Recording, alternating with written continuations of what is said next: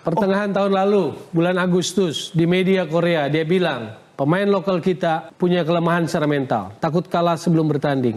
Dan kelemahan itu ditutupi oleh pemain naturalisasi. Menurut saya, itu Sintayong yang ngomong. Pertama kali masuk Sintayong di Indonesia, pertama yang ketemu dengan Coach Sintayong pelatih adalah saya. Di Hotel Mulia waktu itu, kita berdiskusi hampir setengah jam. Dan Coach Sin menanyakan kira-kira apa sih yang menjadi masalah sepak bola Indonesia, terutama pemainnya. Saya menyampaikan satu masalah fisik, yang kedua masalah mental. Coach Sin sepakat dari awal penglihatan. Setelah dia melatih setahun, dia yakin bahwa yang saya sampaikan itu yang menjadi permasalahan sepak bola Indonesia. Dan mental dan fisik. Pernyataan itu membelah. Pembelahan antara akhirnya yang terjadi di jagat publik bola kita, pro dan anti naturalisasi kan begitu. Pro dan anti Sintayong kan begitu. Cuman sayangnya kok orang selalu mendikotomikan ada asing, ada lokal.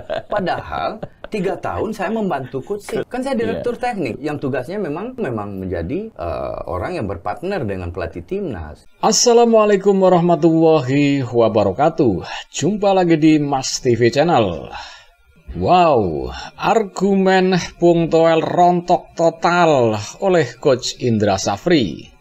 Seperti biasa, di sini saya menghadirkan dua sisi ya, dengan maksud supaya mudah dipahami video-video dari kami. Dan kali ini Bung Indra Safri tampil begitu mengesankan di podcast ini ya. Yang pertama adalah untuk mematahkan tuduhan-tuduhan Bung Toel terhadap Coach Sintayong. Yang katanya Coach Sintayong menuduh masalah timnas kita adalah fisik dan mental. Ya, siapa yang nggak kenal Coach Indra Safri? Dan bukan bermaksud mengadu domba dengan Bung Toel ya, tidak. Cuman supaya lebih mudah dipahami video-video dari kami. Dan nggak perlu lama-lama lagi saya mengomentari ini ya. Kita saksikan aja langsung video yang telah kami kemas supaya Anda lebih mudah memahaminya. Oke, kita saksikan.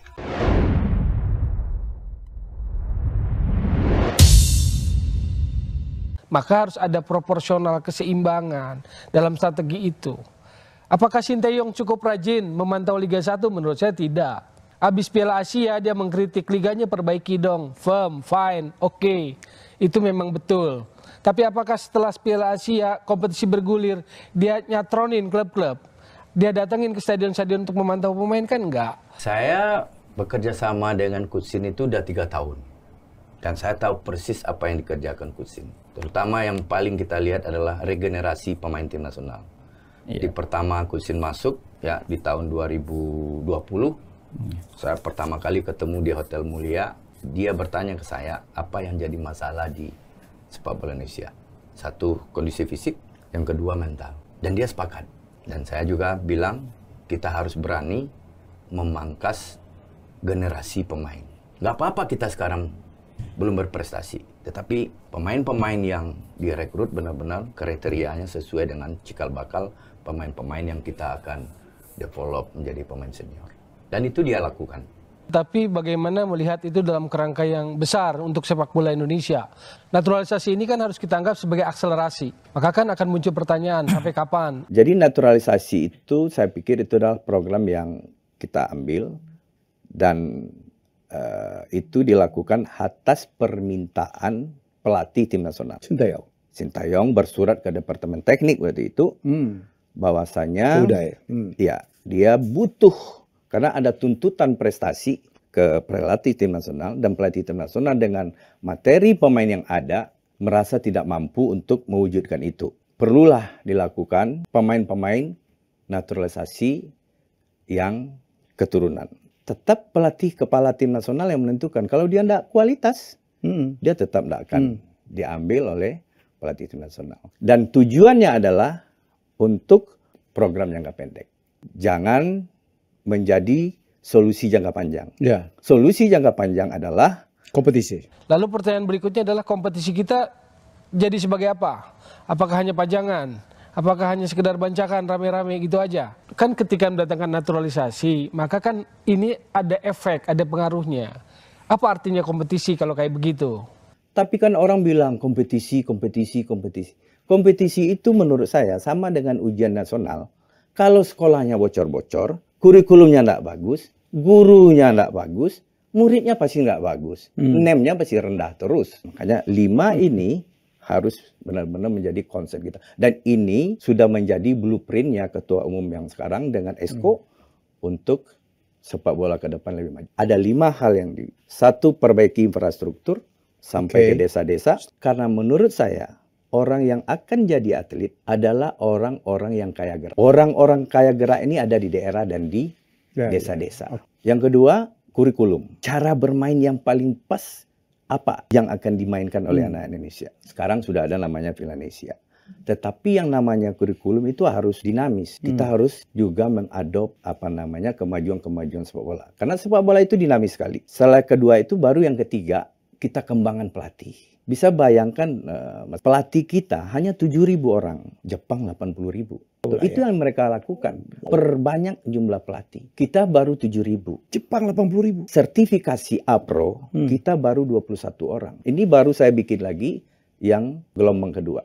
20 orang. Jepang sudah hampir 2.000 orang. Setelah pelatih nanti lengkap, baru kita kembang. Nggak mungkin pemain akan lahir dengan bagus tanpa ada pelatih ini. Setelah infrastruktur ada, kurikulum ada, pelatih ada, dan pemain kita kembangkan, pemain yang dilatih dengan baik dengan 4 komponen tadi, baru kita kompetisikan. Dan memang 5 ini tidak semuanya bisa dikerjakan oleh PSSI.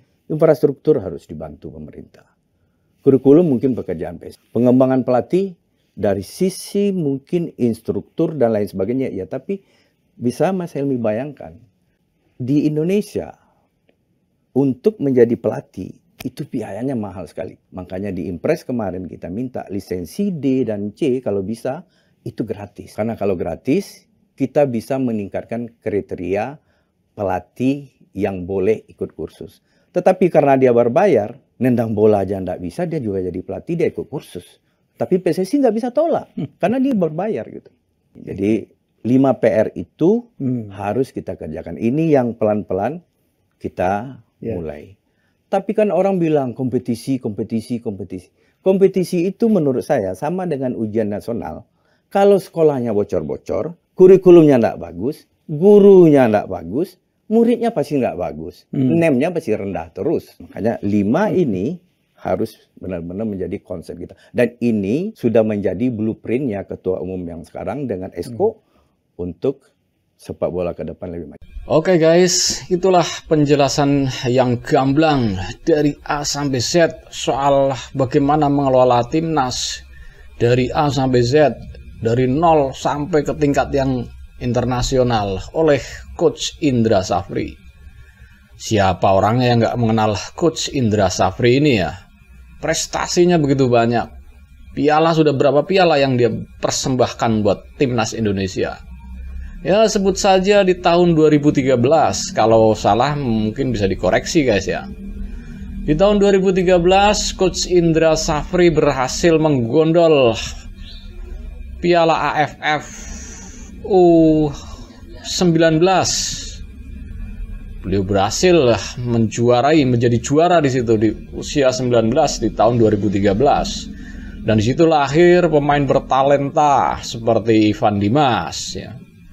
Dan selanjutnya di tahun 2019 beliau juga menjuarai Piala AFF U22. Dan di situ lahir pula talenta muda yang kemarin ikut main ya, Witan Sulaiman. Siapa yang nggak tahu Witan Sulaiman? Itu hasil polesan dari Coach Indra Safri. Dan juga yang terakhir di tahun kemarin 2023 beliau berhasil menjuarai SEA Games. Tentunya di cabang olahraga sepak bola. Dan itulah ya, kalau salah mungkin bisa dikoreksi guys. Tapi ya pengetahuan saya itu berapa piala yang telah dikoleksi oleh Coach Indra Safri. Dan ternyata ya, Coach Indra Safri ini adalah pelatih pertama yang menyambut kedatangan Sinteyong. Dan beliau mengaku setelah bekerja sama dengan Coach Sinteyong itu sekitar 3 tahun. Dan di tahun pertama Coach Sinteyong datang itu, Coach Indra Safri langsung ditanya, apa masalah timnas Indonesia? Dan di situ Coach Indra Safri menjelaskan masalahnya adalah mental dan fisik. Dan ini yang sering didengung-dengungkan oleh Bung Toel, bahwa itu adalah Sintayong. Ikut merasa sakit hati dia katanya gara-gara Sintayong mengucapkan mental pemain kita kalah sebelum bertanding lah, tetek bengek. Ternyata Coach Indra Safri lah yang pertama memberikan bocoran atau masukan kepada Coach Sintayong bahwa kelemahan pemain-pemain Indonesia adalah mental dan fisik. Dan itu dibuktikan oleh Coach Sintayong.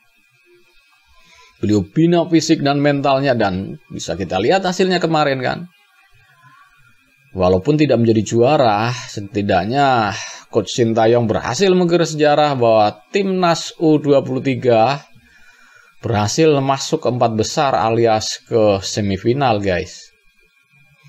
Coba, prestasi luar biasa kan, walaupun belum bisa juara. Dan tidak hanya itu aja, masih banyak lagi. Ranking kita naik dari 160 sekian menjadi 134 atau berapa. Dan di situ rontok total, guys. Apa tuduhan yang telah dituduhkan oleh Bung Toel kepada Coach Sintayong? Rontok total oleh penjelasan dari Coach Indra Safri.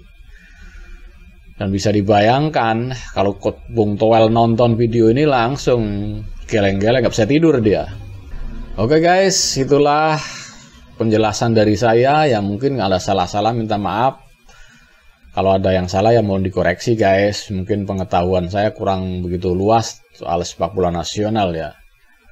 Dan jangan lupa komen, like, dan subscribe channel ini supaya tetap eksis guys. Oke, assalamualaikum warahmatullahi wabarakatuh. Bye.